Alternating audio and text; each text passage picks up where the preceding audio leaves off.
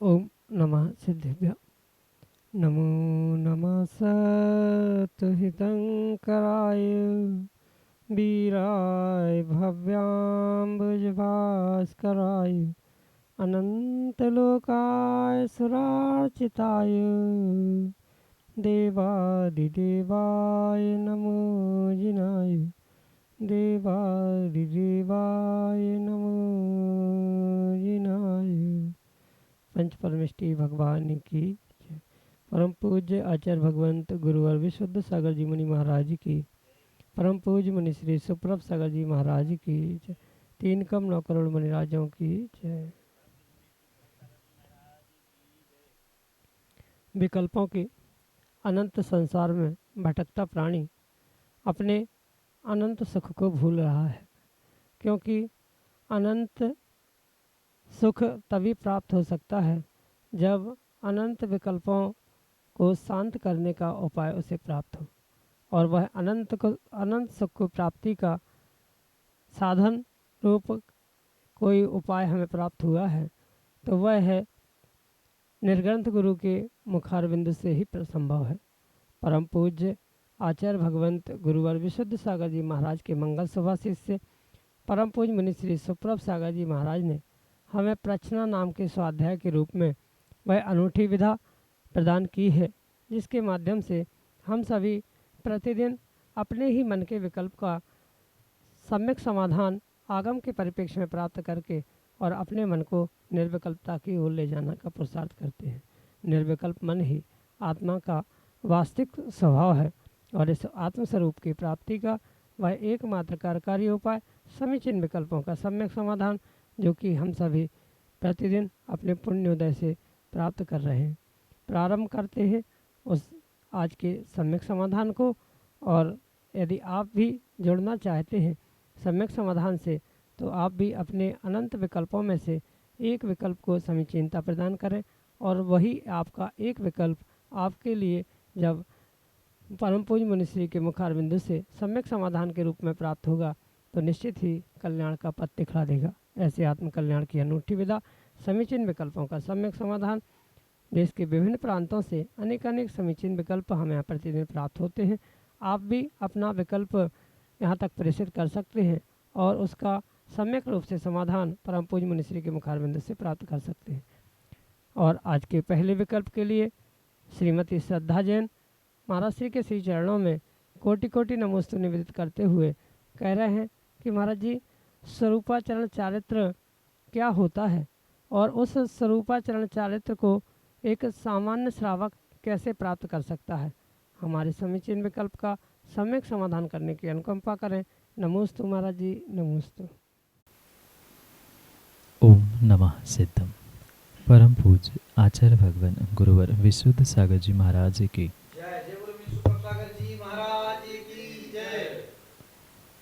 आगम में आचार्य भगवंतों ने अनेक प्रकार के चारित्रों का व्याख्यान हम सभी श्रावक और साधु आदि के निमित्त से कहा, और उन भिन्न भिन्न अपेक्षा भिन्न भिन्न अभिप्रायों के निमित्त से जो अनेक प्रकार के अनेक भेदों से चारित्र का व्याख्यान प्राप्त होता है, उनमें से साधु के निमित्त से या जो महाव्रत धारण करने वाले निर्ग्रंथ मुनिराज हैं, उनके चारित्र की उस निश्चय अपेक्षा से यह स्वरूपाचरण चारित्र का व्याख्यान हमें आगम ग्रंथों से प्राप्त होता है।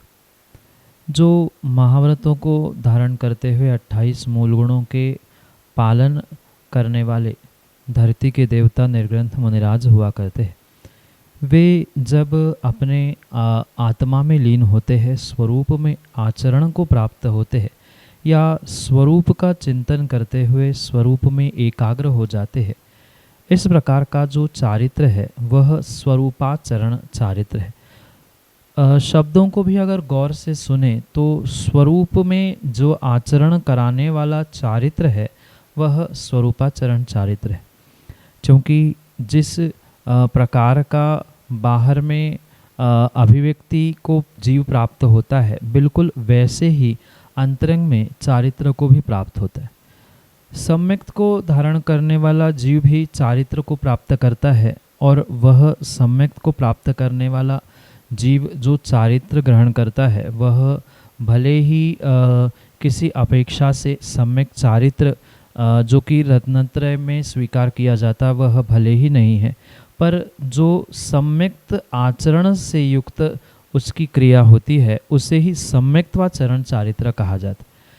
बिल्कुल सम्यक्त के अनुकूल आचरण होना सम्यक्त्वाचरण चारित्र है। ऐसा ही जब निर्ग्रंथ मुनिराज अपने आत्मा में अपने स्वरूप का चिंतन करते हुए स्वरूप में एकाग्र और लीन हो जाते हैं, उस स्वरूप का ही, आत्मा का ही आलंबन लेते हुए उसमें ही आचरण करते हैं, वह चारित्र है।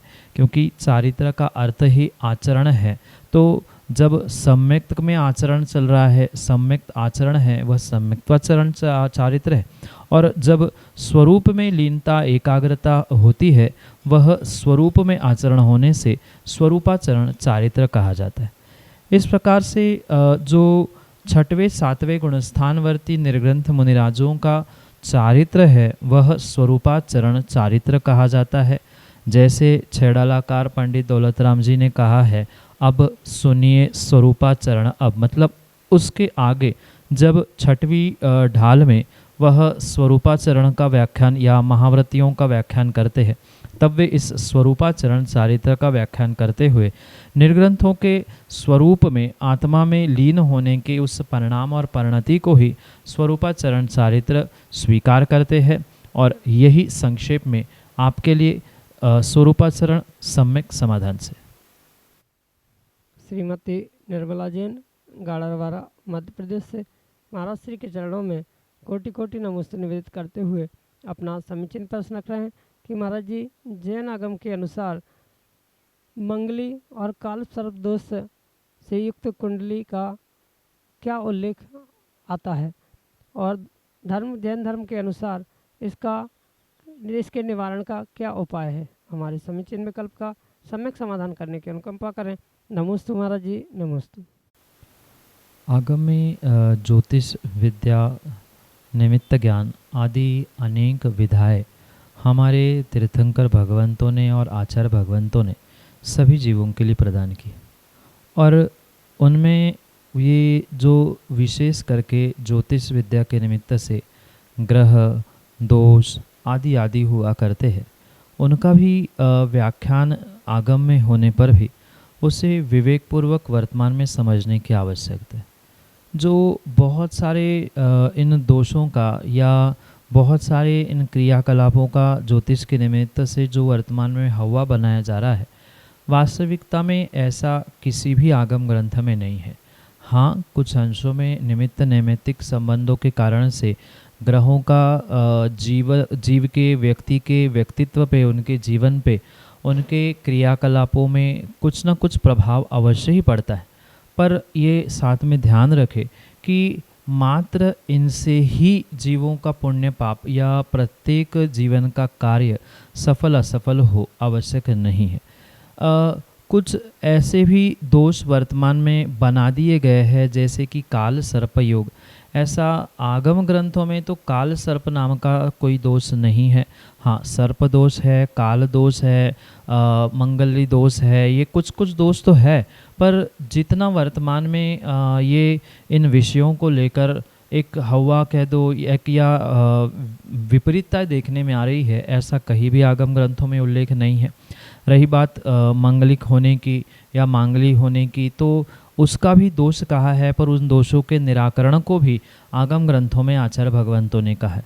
क्योंकि किसका कितने अंशों में मांगलिक दोष है, किसका किस प्रकार का वह सर्प दोष है, किसका काल दोष है, वह तो व्यक्तिगत रूप से उन ज्योतिष जानने वाले उन विशेषज्ञों के निमित्त से ही आप जान सकते हैं, और उनके समाधान, उनका उपचार भी जो आगम ग्रंथों में लिखा है उसे भी आप उनके द्वारा ही समझ सकते। पर वर्तमान में काल सर्प दोष के नाम से सर्प पानी में बहा देना, अग्नि में छोड़वा देना, यह जो अनेक प्रकार की विडंबनाएं देखने में आ रही है, ऐसा किसी भी प्रकार से उसका समाधान आगम में नहीं है। सामान्य रूप से आप तो भगवान की भक्ति करते रहे, और भगवान की भक्ति करने से सभी दोष टलते हैं, ये परम सत्य है। महामंत्र नमोकार की आराधना करें, शांति विधान या जहाँ आपका मन आपकी श्रद्धा एकत्रित हो रही है, ऐसे विधान के या पूजन पाठ के आयोजनों के साथ आप अपने इन सभी दोषों से अवश्य ही दूर हो सकते हैं।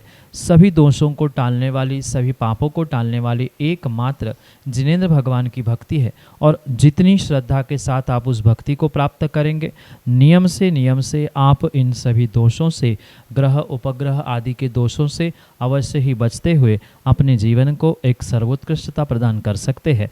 इसलिए इनको हवा बनाकर या सर्वथा सब कुछ मानकर अपने दिमाग को, अपने विचारों को खराब करने की जगह आप इनको कुछ अंशों में समझते हुए भगवान की भक्ति करें, और जो इनके विशेषज्ञ हैं, वास्तव में जो इन विशेष क्रियाओं को, ज्योतिष को जानते हैं, उनके पास पहुंचते हुए ही इन सब को दूर करने का प्रयास करें।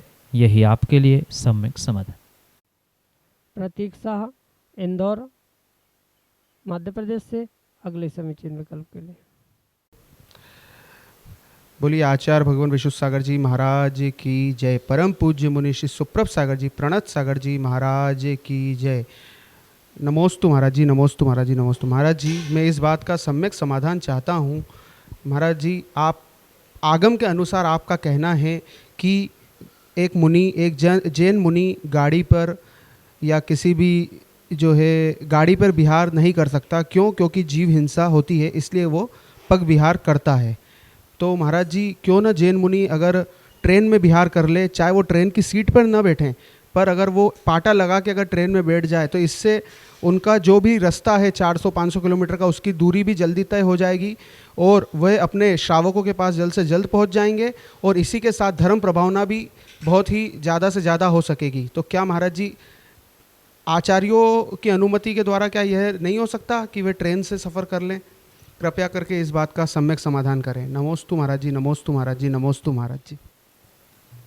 मात्र जीवों को मारना, वध करना इतनी ही हिंसा नहीं है, अपितु जहाँ प्रमाद से युक्त क्रियाएं है, वही हिंसा रूप परिणति को स्वीकार किया गया।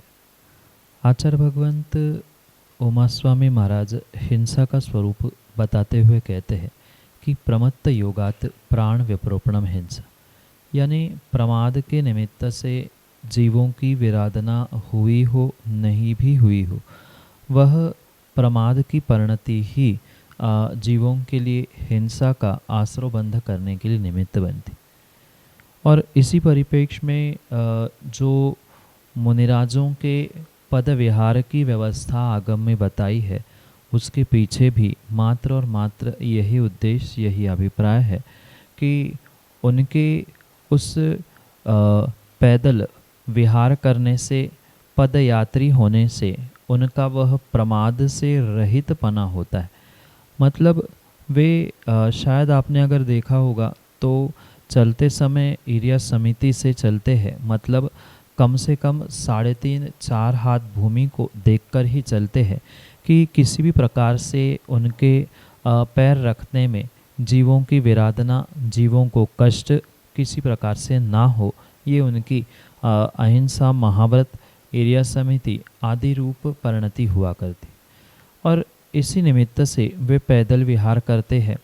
और माना कि क्वचित कदाचित आपकी ये जो सोच है, भावना है कि किसी वाहनों का प्रयोग करते हुए, जैसे कि आप बस आदि का भले ही निषेध करो, वहाँ तो जीवों की हिंसा शायद आपने देखी है क्योंकि आप रोड पे चलते।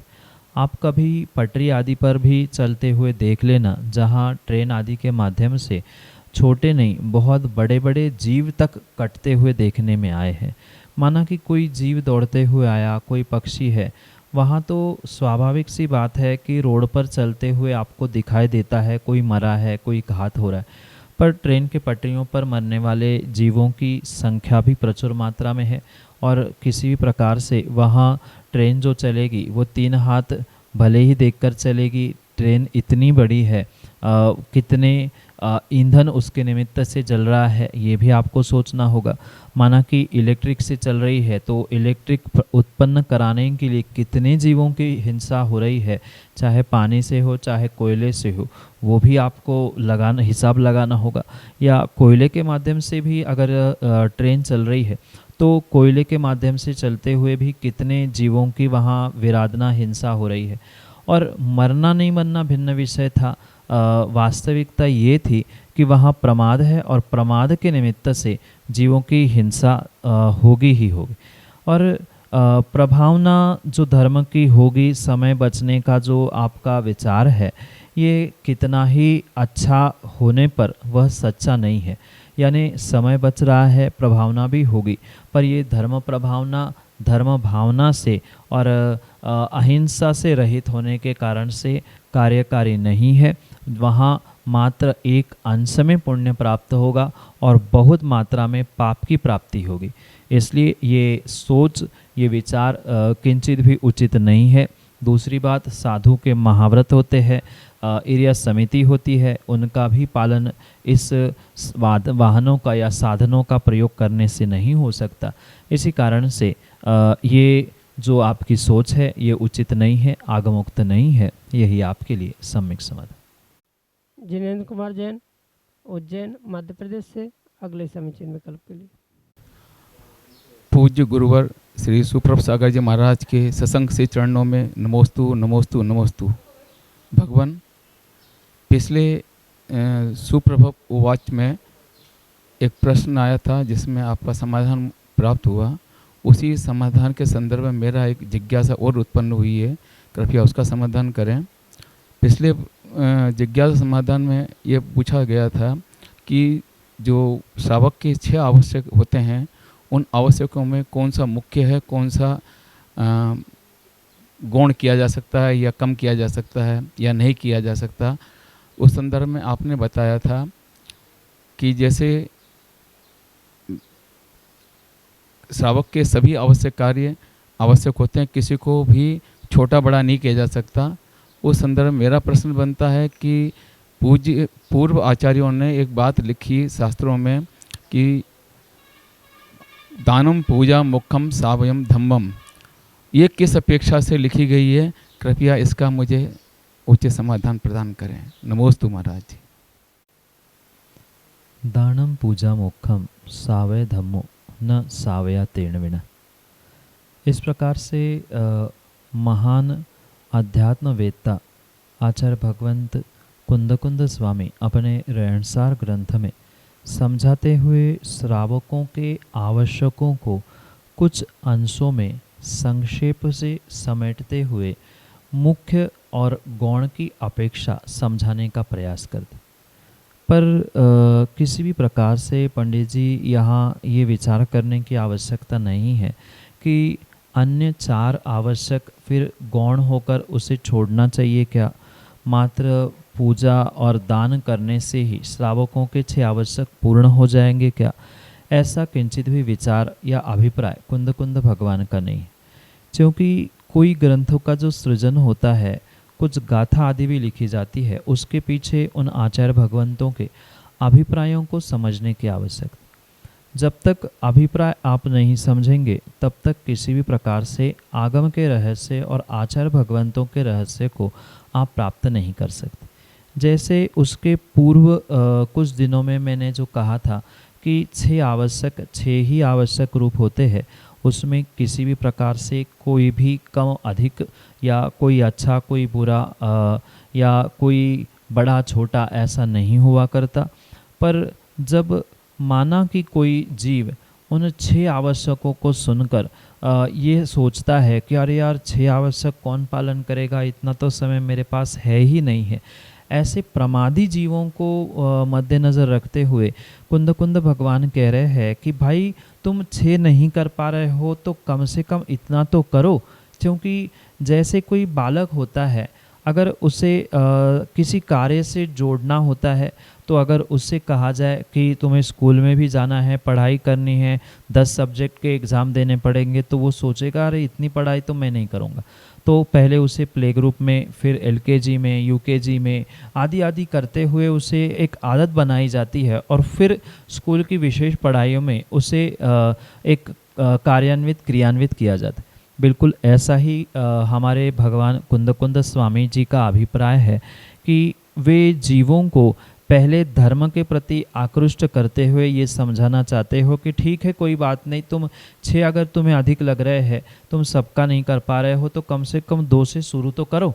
और फिर जैसे 2 को प्राप्त करने लगेंगे, वे कहेंगे ये अभी मुख्य है, साथ में 4 गौण को भी तुम्हें प्राप्त करना होगा, तो ही तुम्हारा वास्तविकता में 6 का कार्य हो।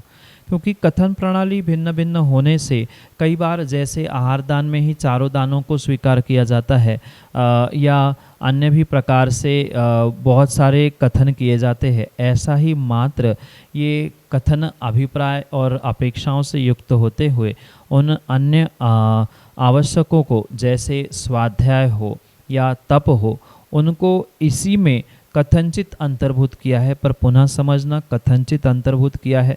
अगर जीव वास्तव में श्रद्धापूर्वक एक स्थान पर खड़ा होकर दोनों पैरों से 1 घंटा 2 घंटा पूजा करता है, तो वैसे ही काय क्लेश नाम का उसका तप हो गया, तो तब भी उसमें अंतर्निहित हो गया। जो पूजा दान करते समय या पूजा करते समय लगभग वह कुछ न कुछ पाठ पढ़ता है, तो कथनचित उसमें स्वाध्याय को अंतर्निहित कर दिया। तो मात्र ये कथन अंतर्निहित करने का और अपेक्षा का है, पर किसी भी प्रकार से सर्वथा ऐसा उनका कुंद कुंद भगवान का अभिप्राय नहीं है कि मात्र 2 ही के पालन से आपका सभी आवश्यक पूर्ण हो।